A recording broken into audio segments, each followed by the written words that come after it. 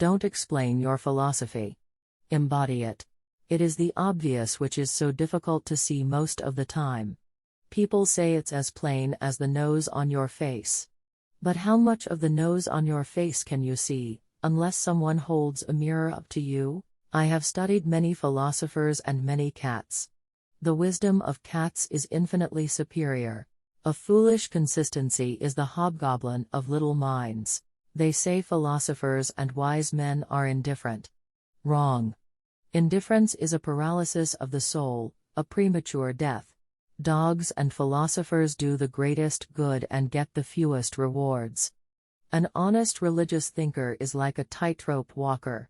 He almost looks as though he were walking on nothing but air. His support is the slenderest imaginable. And yet it really is possible to walk on it.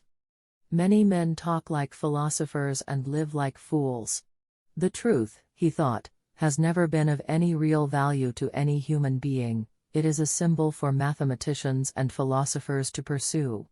In human relations, kindness and lies are worth 1,000 truths. That's why it's always worth having a few philosophers around the place.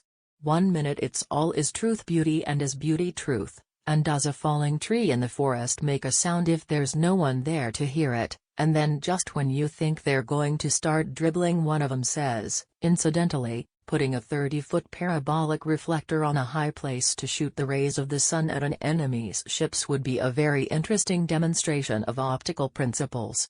As long as there have been men and they have lived, they have all felt this tragic ambiguity of their condition, but as long as there have been philosophers and they have thought, most of them have tried to mask it. Was not Hypatia the greatest philosopher of Alexandria, and a true martyr to the old values of learning? She was torn to pieces by a mob of incensed Christians not because she was a woman, but because her learning was so profound, her skills at dialectic so extensive that she reduced all who queried her to embarrassed silence. They could not argue with her, so they murdered her. Poets are the sense, philosophers the intelligence of humanity.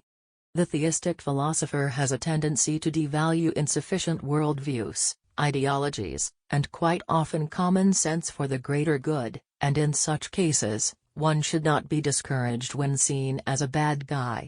If he stresses over man's perception of a righteous heart, then he has given his heart to man.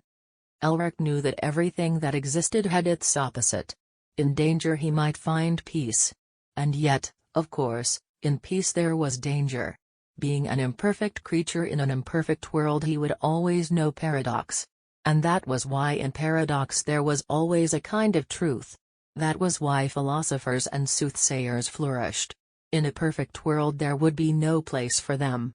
In an imperfect world the mysteries were always without solution, and that was why there was always a great choice of solutions. Philosophers say a great deal about what is absolutely necessary for science, and it is always, so far as one can see, rather naive, and probably wrong, and usually, the philosopher philosophizes either in order to resign himself to life, or to seek some finality in it, or to distract himself and forget his griefs, or for pastime and amusement.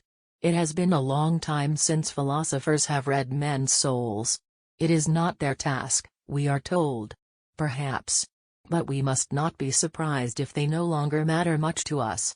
It is the philosophers, theologians, and evangelists who are said to be filled with pride and bigotry due to the strong convictions that they represent. On the contrary, teachings can be either taken or dismissed, whereas voting is the only thing the average person can do to force everyone to live how they would prefer. A simple vote is among the largest yet most acceptable forms of bigotry, and that is because people play the card only when they feel that in doing so it conveniences themselves.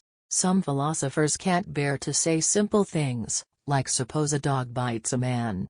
They feel obliged instead to say, suppose a dog bites a man at time t, thereby demonstrating their unshakable commitment to logical rigor, even though they don't go on to manipulate any formulae involving d, m, and t.